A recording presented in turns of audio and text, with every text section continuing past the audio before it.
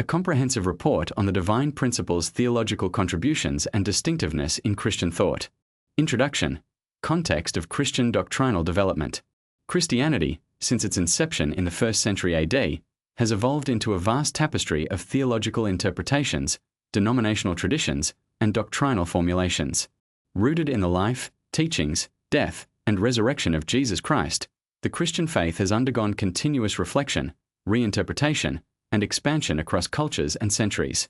From the early church councils that defined orthodoxy, such as the Council of Nicaea in 325 AD and Chalcedon in 451 AD, to the Protestant Reformation and the emergence of modern theological movements, Christian doctrines have been shaped by historical context, philosophical influences, and spiritual experiences. Within this dynamic landscape, the divine principle, the central theological text of the Unification Church, officially the Family Federation for World Peace and Unification, emerged in the mid-20th century as a bold and comprehensive reinterpretation of Christian theology. Composed by Sun Myung Moon and first published in Korean in 1951, with expanded English versions appearing in subsequent decades, the divine principle presents a systematic theology that seeks to fulfill and complete traditional Christian teachings. It does not claim to replace Christianity, but rather, to reinterpret it through what its adherents believe is a new revelation from God, timely, restorative, and essential for the modern age. This report aims to elucidate the theological framework of the divine principle and explore how it distinguishes itself from and, in certain respects, offers what its followers consider a superior or more complete understanding of God's purpose and plan for humanity compared to other Christian doctrines. It is not the intention of this report to disparage other Christian traditions, which have contributed profoundly to theology, ethics, and global spiritual life. Rather, the goal is to present, in a scholarly and respectful tone, the arguments for the divine principle's unique value proposition within the broader Christian theological conversation. The term superiority used in this context refers not to a claim of exclusive salvation or moral superiority, but to the argument that the divine principle offers a more coherent, comprehensive, and integrated account of key Christian themes such as creation, fall, redemption, and restoration. This text will analyze core doctrines, creation, the fall of man, the mission of Christ, and the hope of restoration, and compare them with mainstream Protestant, Catholic, and Orthodox teachings. It will also examine how the divine principle integrates science, history, and ethics into its theological vision, offering a holistic worldview aimed at resolving contemporary global challenges. Throughout this exploration, we will engage the divine principle not as dogma to be accepted uncritically, but as a theological system worthy of serious academic and spiritual examination. In doing so, we affirm the richness of Christian diversity while honoring one tradition's claim to fulfill and advance the gospel for our time. 1. The doctrine of creation, a dynamic, relational understanding of God. One of the fundamental differences between the divine principle and most traditional Christian doctrines lies in its understanding of God and the process of creation. While classical theism, particularly as articulated by Augustine, Aquinas, and many Reformed theologians, portrays God as immutable, impassible, and ontologically separate from creation, the divine principle presents a dynamic, relational, and experiential view of the divine. According to the divine principle, God is not an abstract being existing in eternal solitude, but a relational being whose very nature is love. God's essence is defined as true love, and the act of creation is motivated by God's desire to create partners with whom he can form reciprocal relationships of love. This conception undergirds what the divine principle calls the four-position foundation, a divine structure involving origin, God, subject and object partner, and their union in a harmonious, loving relationship. When this foundation is established on every level, spiritual, familial, societal, it produces a world of peace and order. In contrast, traditional Christian doctrines often emphasize God's sovereignty, transcendence, and independence. For example, in classical theism, divine attributes such as aseity, self-existence, and impassibility, incapability of suffering, are seen as essential to God's perfection. While these attributes affirm God's majesty, the divine principle critiques them as potentially leading to an impersonal, distant conception of God, one that struggles to account for deep, personal relationship or emotional interaction with humanity. The divine principle argues that if God is love, 1 John 4 verse 8, then love must be relational by nature. A solitary, unchanging God who does not experience joy, sorrow, or longing cannot fully embody the nature of love, which requires mutual giving and receiving. Thus, the principle posits that God has emotional needs, specifically, the desire to be loved by his creation in return. This notion is controversial in mainstream theology, where God's perfection is often understood as independence from such needs. However, proponents of the divine principle argue that this relational understanding restores the heart of the gospel, God's yearning for communion with humanity. Moreover, the divine principle presents a purpose-driven creation. It asserts that God created the universe not merely to display his glory, as in many Augustinian models, but to establish a kingdom of love in which human beings, created in God's image, would grow to perfect maturity and become God's true children and partners. Each person is created with both a spiritual and physical self, designed to grow through stages of development, like a child maturing in a family, until they reach a state of spiritual perfection. In this perfected state, humans would naturally live in harmony with God, each other, and nature. This teleological, goal-oriented view of creation stands in contrast to doctrines that see creation primarily as an act of divine will or power. For instance, in Calvinist theology, creation reflects God's sovereign decree, but the emphasis is often on human depravity and election rather than human growth toward perfection.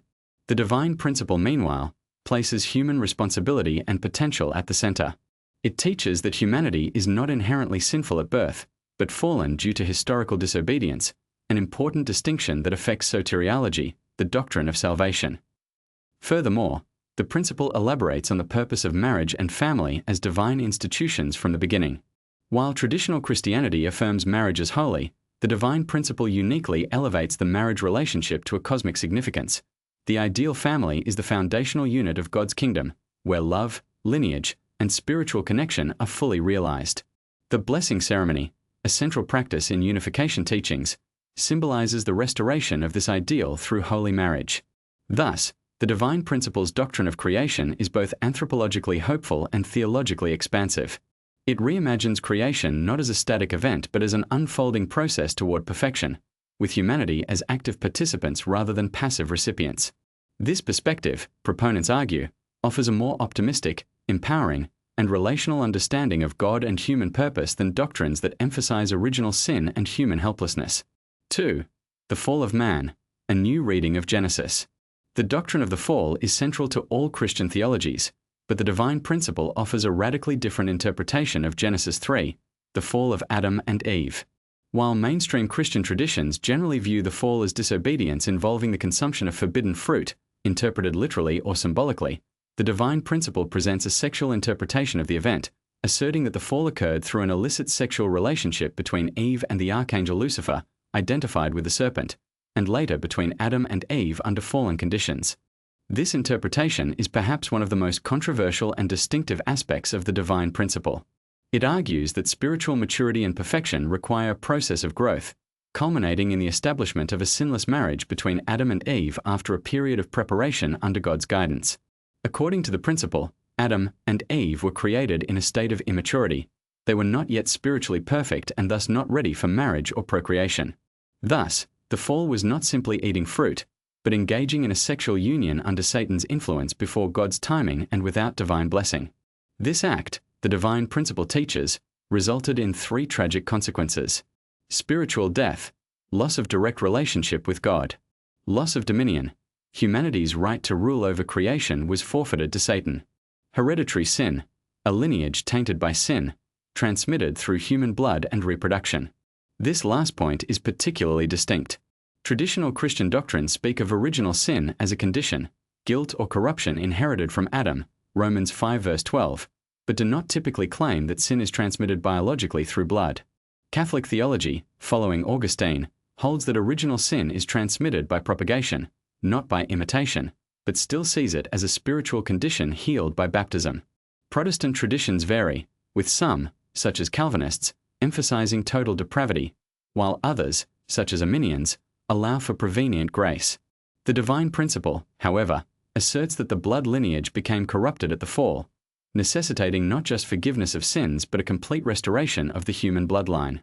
This leads to a unique soteriology centered on the need for a true parent, a sinless Adam and Eve figure who can establish a new, sinless lineage through spiritual rebirth and holy marriage.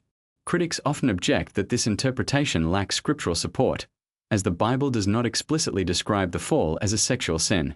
However, the divine principle responds by pointing to symbolic language in Genesis, knowing good and evil, a Hebrew idiom often associated with sexual knowledge, for example Genesis 4 verse 1, and the emphasis on shame regarding nakedness immediately after the fall.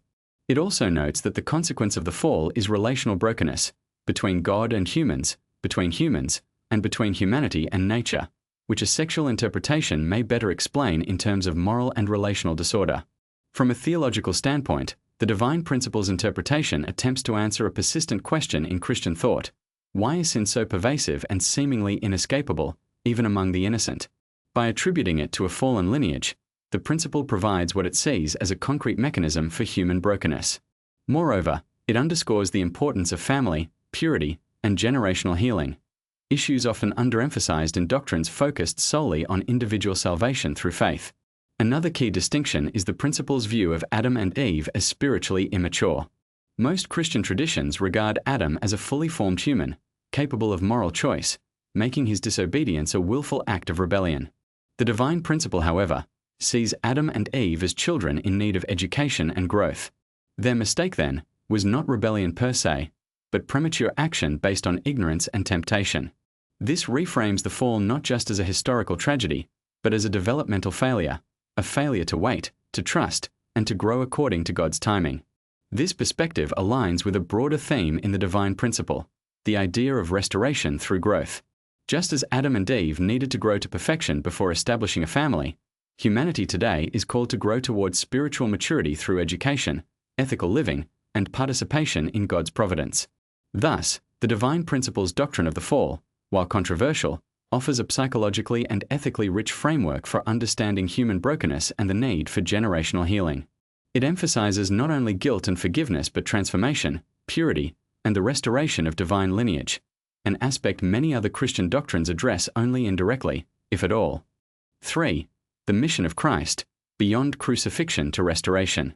The person and work of Jesus Christ are central to the divine principle, but its interpretation of Christ's mission differs significantly from traditional Christian soteriology.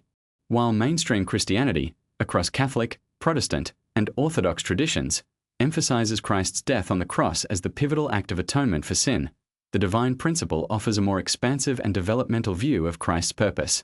According to the divine principle, Jesus came as the second Adam to fulfill the mission that the first Adam failed, to establish a sinless family and thus restore humanity to its original nature.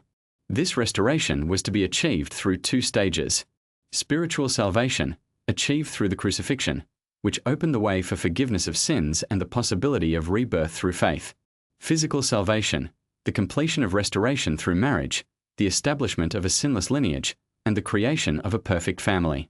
The divine principle argues that Jesus intended to fulfill both stages. However, due to the unbelief and rejection by the Jewish people, and the subsequent crucifixion before marriage, he could only accomplish the first. His death, therefore, was not God's original plan but a providential concession. While it made spiritual salvation possible, it left the physical restoration incomplete. This view directly challenges the classical Christian doctrine of the atonement, particularly the satisfaction theory, Anselm, and penal substitution, Calvin, which hold that Christ's death was necessary and fully sufficient for redemption. These traditions see the cross not as a failure, but as the very heart of God's redemptive plan, where justice and mercy meet. The divine principle, however, contends that if Jesus' death was the complete and final plan, then why does suffering, war, and sin persist? Why has the kingdom of God not yet been realized on earth? It answers that the cross was only the beginning, a sacrificial foundation upon which further restoration must be built. Thus, the principle teaches that Jesus will return, not physically, as in premillennialist expectations, but in spirit, through a new incarnate true parent who will complete the unfinished mission. Sun Myung Moon and his wife, Hak Ja Han Moon, are regarded by unification believers as these messianic figures, the true parents who restore the ideal family, reverse the effects of the fall, and establish the kingdom of heaven on earth through holy marriage and lineage. This eschatological framework is perhaps the most distinctive claim of the divine principle. It asserts that Christianity has been incomplete for 2,000 years, awaiting the second coming not of Jesus himself, but of someone who embodies his spirit and mission in a new historical context. This concept, known as the second coming in the flesh, reinterprets biblical prophesias, for example, Matthew 24 verse 30, Revelation 22 verse 20, in a metaphorical and spiritual sense.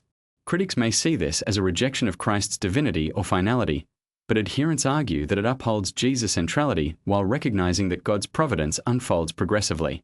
They cite Jesus' own words, "I still have many things to say to you, but you cannot bear them now," John 16 verse 12, suggesting that further revelation was necessary. Moreover, the divine principle's view of salvation is not limited to individual forgiveness but extends to family, society, and the cosmos. Salvation is not merely an escape from hell or a ticket to heaven, but the restoration of relationships, the healing of bloodlines, and the establishment of a world of peace. This holistic vision aligns with contemporary theological movements such as liberation theology and creation care, but goes further by integrating them into a comprehensive providential history. In contrast, many traditional Christian doctrines focus primarily on the afterlife and personal piety, often with less emphasis on societal transformation or generational healing. While there are notable exceptions, such as the social gospel movement or Catholic social teaching, the divine principle places communal and familial restoration at the very center of salvation. Thus, from its perspective, the mission of Christ was not fully completed in the first century.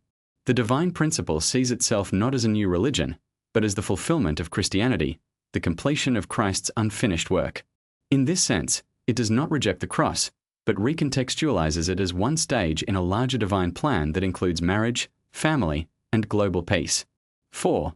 Theology of history and providence, a unified vision of world events. One of the most ambitious aspects of the divine principle is its theology of history.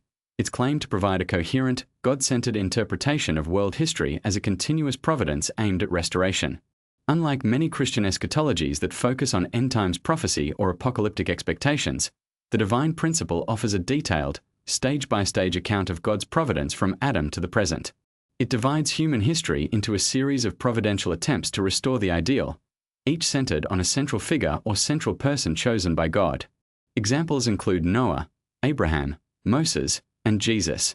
When these attempts fail due to human disbelief or betrayal, God initiates a new phase, often through a parallel providence or a new central figure. For example, the principle teaches that after the failure of Noah's family to fully establish the ideal, due to Ham's sin, God began a new providence with Abraham. When the Jewish people rejected Jesus, a new providence began with the Christian church, centered in the Gentile world. This cyclical model of providence gives the divine principle a unique explanatory power for understanding historical continuity and religious development. It sees all major religions, Judaism, Christianity, Buddhism, Islam, etc., not as competing truths, but as partial fulfillments of God's providence, each contributing to the gradual preparation for the final restoration. This inclusivity contrasts sharply with exclusivist views in some Christian traditions that regard non-Christian religions as entirely outside God's plan. The divine principle, by contrast, affirms that God has been actively working through all cultures and faiths, planting seed truths that would later be unified in the final providence. Moreover, the principle interprets historical events symbolically. For example, the rise and fall of empires, wars, and revolutions are seen as spiritual battles between God and Satan, played out on a global scale. Even the Cold War is interpreted as a providential struggle between freedom and communism, with America and the Soviet Union symbolizing forces of light and darkness that must ultimately be reconciled. This grand narrative provides adherents with a sense of purpose and urgency. It frames current global challenges, a moral decline, family breakdown, political polarization, not as random or meaningless, but as part of a divine drama leading toward the establishment of God's kingdom. While this model may appear deterministic to some, the divine principle insists on human responsibility. God's providence requires human cooperation. Without individuals and movements willing to sacrifice and follow God's will, restoration cannot occur. In this way, the divine principle offers a more integrated worldview than many Christian doctrines, which often treat history, politics, and religion as separate spheres. By connecting theology with history, it presents a vision of faith that is active, engaged, and world-affirming. 5. Ethical and social vision, from individual salvation to global peace. The divine principle's theology naturally extends to ethics and social action. Because salvation is not merely personal but familial, social, and cosmic, the moral life is not limited to individual piety but encompasses marriage, parenting, work, and citizenship. One of its key ethical teachings is the three blessings of Genesis 1 verse 28. Be fruitful, individual perfection. Multiply, familial love and lineage. Have dominion, harmony with creation and society. These blessings form the foundation of a holistic ethic. True human fulfillment comes not from wealth, fame, or power, but from growing spiritually, building a loving family, and contributing to world peace. This vision stands in contrast to ascetic tendencies in some Christian traditions that devalue marriage or worldly engagement. While monasticism has played an important spiritual role, the divine principle argues that the ideal is not withdrawal, but engagement, transforming the world through love-filled families and ethical leadership. The blessing ceremony is the practical expression of this theology. Tens of thousands of couples from diverse backgrounds have participated in mass wedding ceremonies, symbolizing the unification of races, religions, and nations under God's ideal family. Additionally, the unification movement has launched numerous educational, cultural, and peace initiatives, from the Little Angels Cultural Troupe to the Universal Peace Federation, aiming to realize the principle's vision in the real world. Conclusion: a call for integration and fulfillment. The divine principle does not claim superiority in pride, but in purpose. Its teachings offer a comprehensive, integrated, and hopeful vision of God's plan, one that addresses not only the soul but the family, society, and history. While differing from traditional Christian doctrines in significant ways, it seeks not to divide, but to fulfill. In a world fragmented by religious conflict, moral confusion, and existential despair, the divine principle presents a theology of restoration, unity, and love. Whether one accepts its claims or not, its ambition to complete the Christian message deserves thoughtful engagement. Ultimately, the measure of any doctrine lies in its fruit. Does it bring healing? Does it inspire love? Does it build peace? By these standards, the divine principle challenges all believers to move beyond creedal boundaries toward a shared vision of a world reborn in love.